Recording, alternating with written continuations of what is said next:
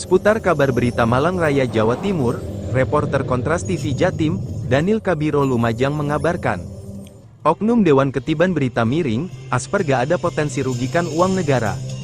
Munculnya pemberitaan dari beberapa media tentang kericuhan lahan tebu milik perhutani yang mencatut sosok nama dari anggota DPRD Kabupaten Malang, sepertinya menjadikan rasa ketidaknyamanan bagi inisial MA, sebagai publik figur yang dikabarkan telah menguasai dan mengelola lahan perhutani berhektar-hektar di wilayah Sumber Manjing Wetan Kabupaten Malang, Jawa Timur.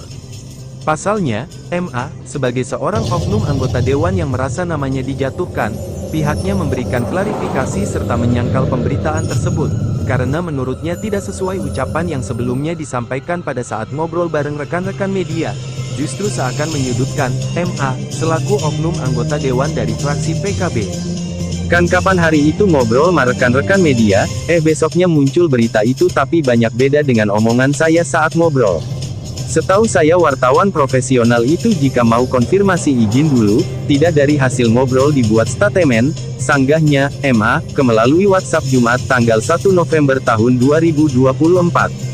Pihaknya juga menyatakan saat ngobrol bareng rekanan media, ia menjelaskan detail terkait legalitasnya dalam struktural di usaha lahan tebu tersebut.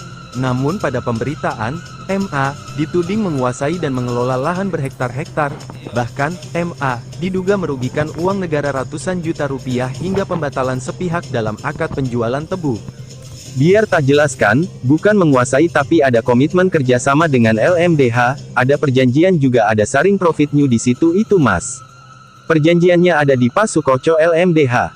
Yang katanya saya membatalkan sepihak, kisahnya begini, saya itu punya kesepakatan awal transaksi penebasan di bulan 6 akhir dengan Roy dan disepakati bulan 7 dengan perjanjian setelah DL harga 280 juta, itu harus membayar 200 juta. Di situ Pak Roy janji 15 hari mau dibayar 200 juta, yang 80 juta nanti akan dibayar sambil tebang, ujar MA lagi. Masih menurut MA, bahwa, hingga sampai 15 hari tidak ada kabar, baru awal bulan Agustus ditanya keterlambatannya.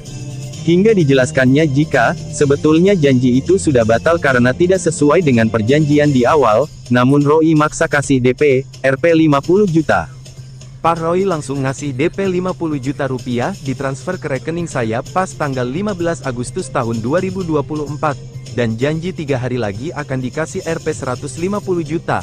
Namun kenyataannya sampai beberapa minggu tidak dikasihkan. Akhirnya DP Rp 50 juta tak kembalikan dan saya batalkan perjanjiannya. Masak saya yang salah? Untuk masalah saya dianggap merugikan uang negara ratusan juta. Bagi saya orang Islam itu zolim dan fitnah mas orang yang menuduh begitu. Karena saya tidak melakukan dan tidak merasa melakukan demikian, benar-benar bikin tersinggung saya itu mas, berat sebenarnya, karena tuduhannya sungguh tidak berdasar, ujar MA. Yang sering dipanggil Gus, menambahkan jika sebenarnya bisa saja melaporkan penulis berita terkait banyak hal dan salah satunya pencemaran nama baik dan lain sebagainya, namun pihaknya tidak sampai hati.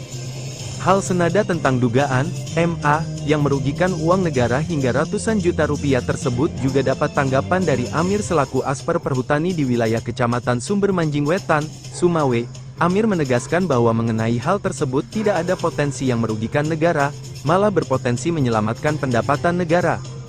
Dengan landasan kerjasama antara perhutani dan penggarap lahan malah berpotensi menyelamatkan pendapatan negara, tidak ada potensi yang merugikan negara, ucap Amir saat ditemui di kantornya Kamis, tanggal 31 Oktober tahun 2024, siang.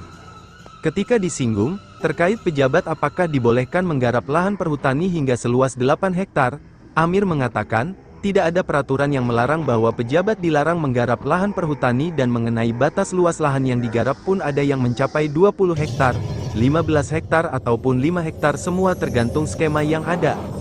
Penggarap lahan dengan landasan kerjasama dengan perhutani melalui LMDH, aturannya 70% perhutani plus pajak negara dan 30% untuk penggarap lahan, jadi penggarap lahan malah berpotensi menyelamatkan pendapatan negara, pungkasnya.